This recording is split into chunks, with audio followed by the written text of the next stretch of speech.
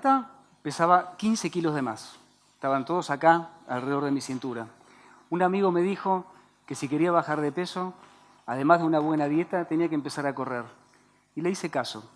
Al principio di una vuelta a la plaza, después 2 vueltas, 3 vueltas, y como es un deporte muy simple, se trata de ir del punto A al punto B lo más rápidamente posible, lo entendí enseguida. Me anoté en carreras de 5 kilómetros, en carreras de 10, de 21, y poco a poco le fui tomando el gusto. Hice maratones, triatlones, carreras de aventura, y lo que empezó siendo un complemento a la dieta, terminó siendo un estilo de vida. Un estilo de vida que paradójicamente casi me lleva a la muerte. En septiembre del 2010 corrí una carrera, una ultramaratón de montaña alrededor del Cerro Champaquí. Eran 84 kilómetros y 24 horas máxima para terminarla. Largamos desde el pueblo de San Javier, un hermoso pueblito en el Valle de Tras la Sierra, más de 400 competidores. Trepamos por cuestas empinadas, vimos valles hermosos y un atardecer increíble. Al anochecer nos pusimos las linternas frontales para continuar avanzando, para terminar la carrera. Cuando bajé de la cumbre, después de marcar un puesto de control, ya me dirigía hacia el último descenso que me llevaría a la llegada. Y empecé a desviarme del camino correcto. Y empecé a tomar decisiones equivocadas. Yo estaba muy confundido porque veía las luces de otros competidores abajo a mi derecha y creía equivocadamente que podía tomar un atajo en una montaña totalmente desconocida. Y esa serie de decisiones equivocadas me llevó a no volver sobre mis pasos y a continuar solo bajando por esa cuesta. En un momento dado, resbalé por esa cuesta y caí más de 25 metros, quedándome completamente a oscuras porque la linterna se apagó. Y quedé en un lugarcito muy chiquitito, completamente así a oscuras, en un lugar que yo percibía como muy peligroso y que tenía que tener cuidado. Con lo cual ahí empecé a tomar decisiones acertadas.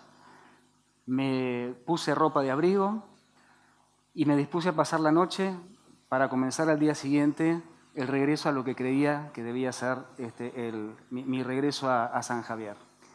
Sin embargo, cuando amaneció, yo estaba en ese pequeño punto rojo.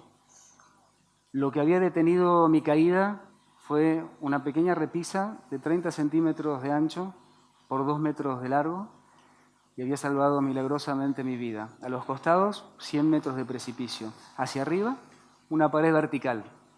Era imposible que saliera por mis propios medios. No podía. Tenía que esperar ayuda.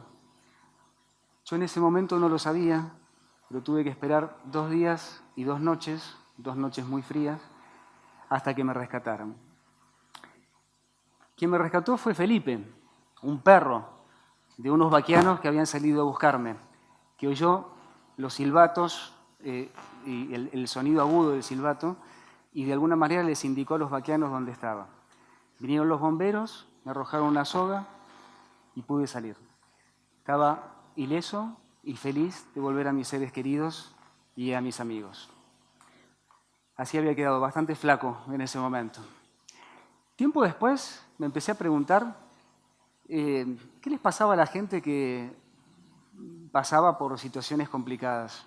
Entonces empecé a darle forma a un proyecto, a un libro, tratando de entrevistar a sobrevivientes de situaciones críticas. Quería saber qué les había pasado después, en qué manera habían cambiado su vida. Seguramente frente al hecho de estar de cara frente a la muerte, sus vidas se habían transformado, siendo más felices, seguramente. Porque ¿qué se puede comparar? ¿Qué problema cotidiano podemos comparar comparado con la muerte? Entonces los entrevisté a accidentados, a casi ahogados, entrevisté a gente que estuvo con una enfermedad terminal y se recuperó, y para mi sorpresa descubrí que la mitad de ellos tenía una perspectiva diferente, pero la otra mitad vivía exactamente igual o peor que antes del incidente. Lo que sí me llamó la atención es que el primer grupo, el de los que experimentaban una vida más plena, sí tenían algo en común. Todos desarrollaban una pasión. La habían adquirido antes o después del incidente. Y las pasiones diferían tanto entre sí Había jugadores de golf, escritores amateurs, emprendedores, gente que ponía mucha energía en eso. Y las características que descubrí en todos ellos son muy persistentes, son consistentes. Se juegan a armar una idea aún antes de que no lo tengan completamente pensado. Es gente que irradia una energía muy especial. Se frustran menos que el promedio y no tienen miedo de equivocarse. Y en definitiva, son historias inspiradoras que siempre nos cuentan. Yo viví equivocado muchos años. Creía que primero tenía que buscar algo que me gustara para después hacerlo. Y la verdad que es al revés. Primero hago las cosas y después me vienen las ganas. Como correr, por ejemplo. Cuando salgo a entrenar, la mitad de las veces no tengo ganas. Hace frío, hace calor, tengo otras cosas para hacer. Pero yo ya no le hago caso, me pongo las zapatillas y salgo. Y a los 10 minutos soy el tipo más feliz del mundo. Un año después del incidente en el Champaquí, volví a correr la misma carrera para terminar aquello que había empezado. Y al bajar de la cumbre, a la misma hora, advertí que venía bajando solo. Entonces paré, esperé a 2 competidores que venían atrás mío y los 3 bajamos por aquella cuesta que nunca encontré la vez anterior. La verdad que me detuve en un momento en el lugar en que me había perdido y agradecí con el corazón poder seguir haciendo lo que tanto me gusta. Muchas gracias.